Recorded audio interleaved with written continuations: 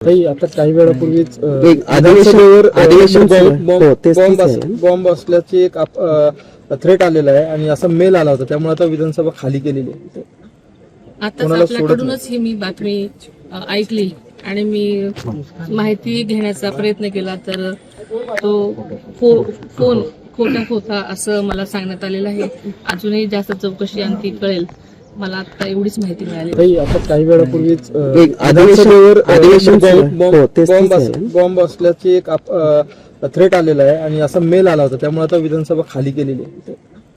आता आपल्याकडूनच ही मी बातमी ऐकली आणि मी माहिती घेण्याचा प्रयत्न केला, तर तो फोन खोटा होता असं मला सांगण्यात आलेलं आहे. अजूनही जास्त चौकशी आणखी कळेल.